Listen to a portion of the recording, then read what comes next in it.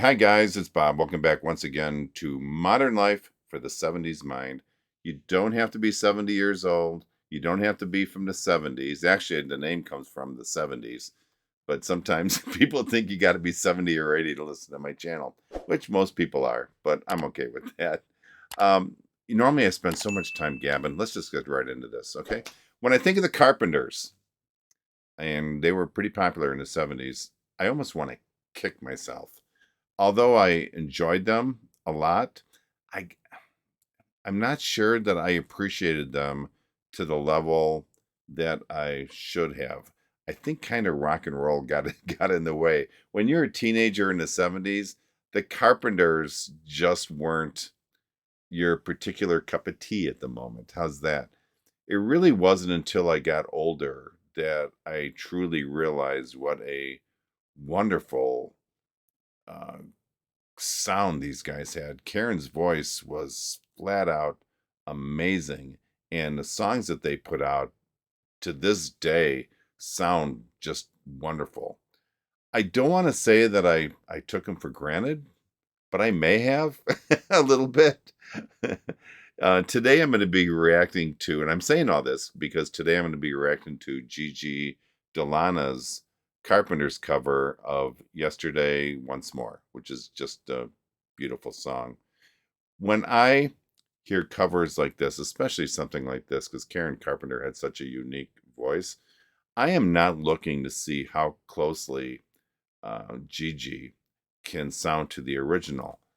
That's been done. There's no need to try to completely recreate what Karen Carpenter did. One, it'd be really difficult. Two, why? There's just no need. What I'm looking for is that they can take their own personality and own sound and insert that into the song. I want them to highlight their own strengths, not somebody else's. The only caveat I have to that is I don't want the song changed so much that it loses its original flavor or charm. And I just don't see Gigi doing that because she's kind of got this old soul to her when she sings, I really like. So, okay, let me get my headphones on. This is going to be a good one, so hang in there. I'll be right back.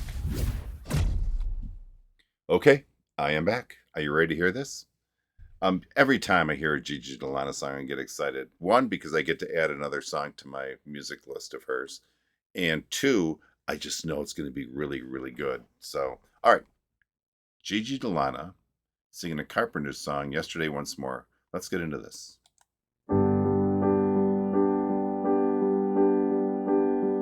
When I was young, I'd listen to the radio, waiting for my favorite songs.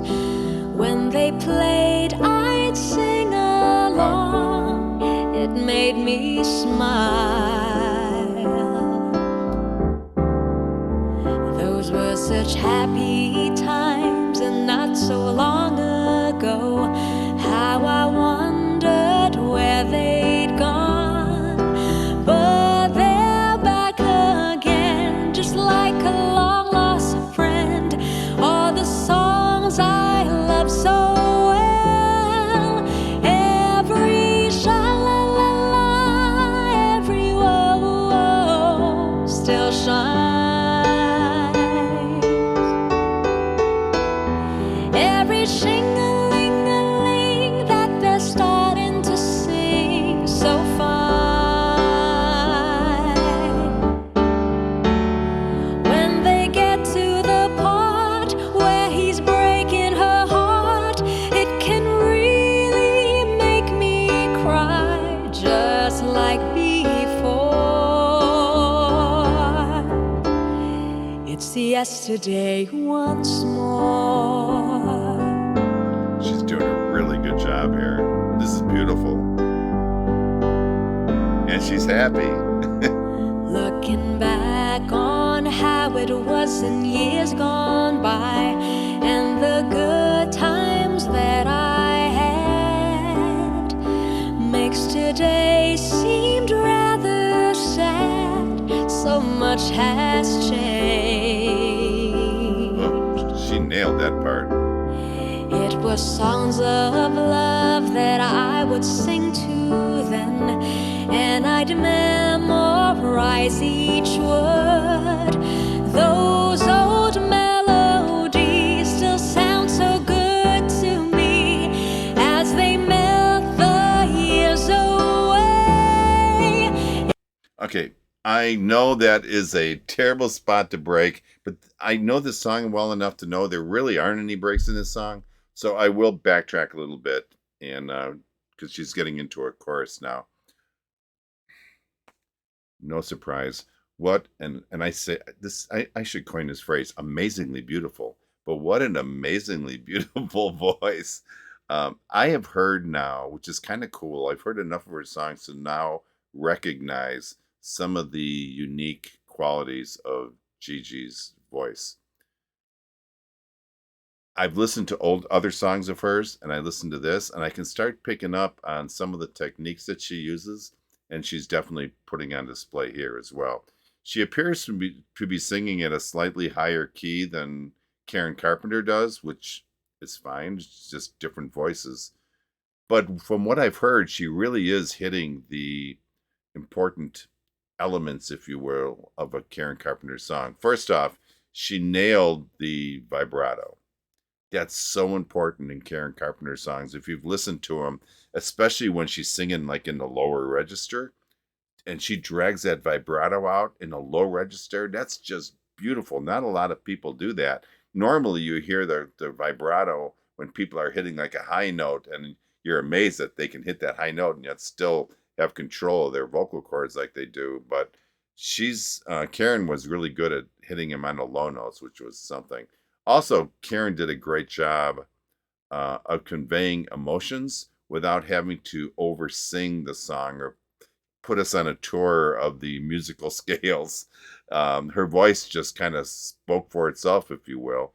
And Gigi does a wonderful job on all those elements. And that's, I think, what makes this performance so special. She's not pushing anything. She's having fun. She's relaxed. I see no tension in her face at all. It's just beautiful. So really, really well done. And I'm looking forward to hearing the rest of this. So I will backtrack just a little bit because I cut it just as she was going into the chorus. I've never been known to cut songs off at a good time, so who knows? But anyways, here we go. Melodies still sound so good to me as they melt the years away. Every sha-la-la-la, every whoa-whoa still shines.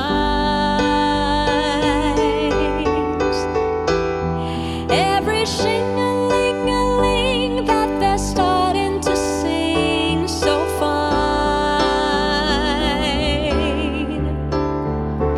All my best memories come back clearly to me. Some can even make me cry just like before.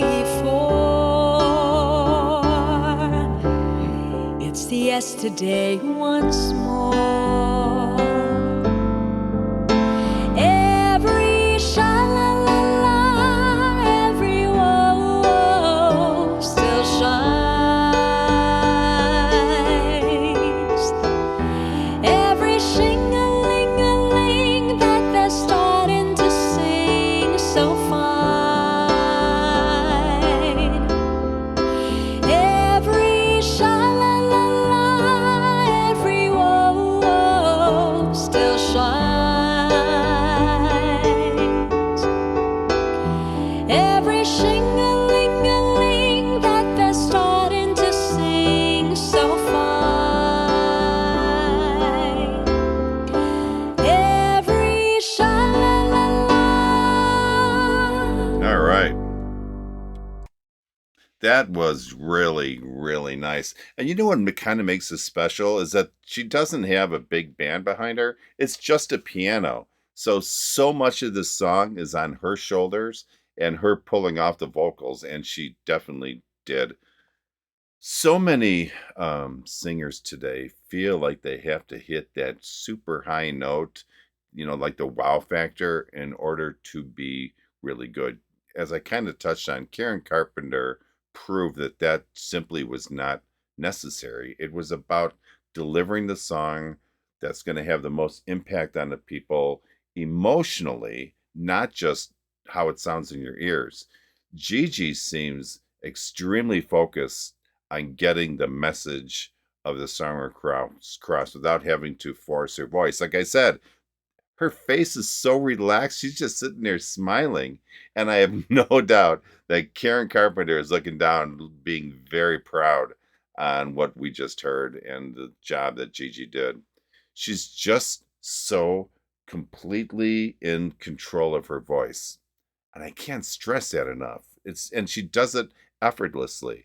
Plus, you can tell that Gigi not only enjoys singing this, but I think she's got a lot of respect for Karen. And that's all part of her presentation and what makes that so impactful. And that's this really strong strength of hers.